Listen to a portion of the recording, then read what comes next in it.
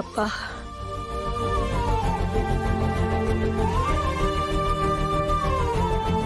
రే బంగారాజు, మంచినీళ్ళు తీసుకురా.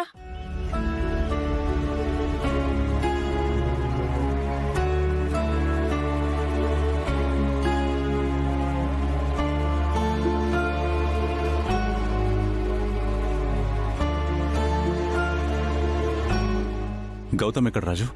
గౌతమ్ బాబు ఇందాకే హాస్పిటల్కి వెళ్లారు సార్. బాబు కోసం కొన్ని బొమ్మలు తీసుకొని వచ్చాను రాజు. మీరాతో చెప్పి బాబుని కిందకి తీసుకురమ్మను. చిన్నబాబు కూడా ఇంట్లో లేరమ్మా.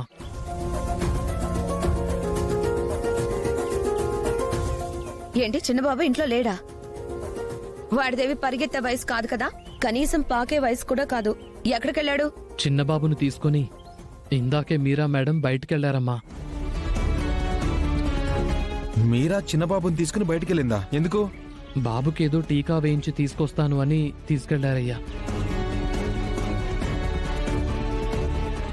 బాబుకు టీకా వేయించుకురావడం ఏంటి?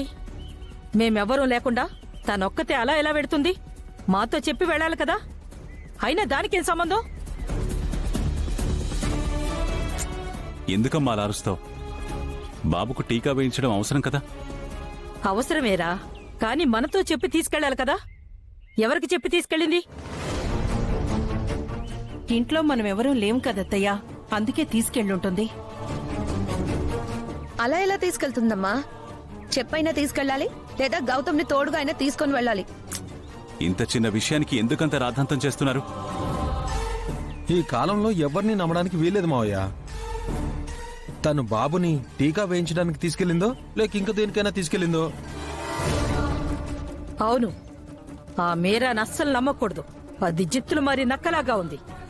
నా మునిమనవణ్ణి తీసుకెళ్లి ఏం చేస్తుందో ఏమో. మీరూరికే కంగారు పడకండి అత్తయ్యా.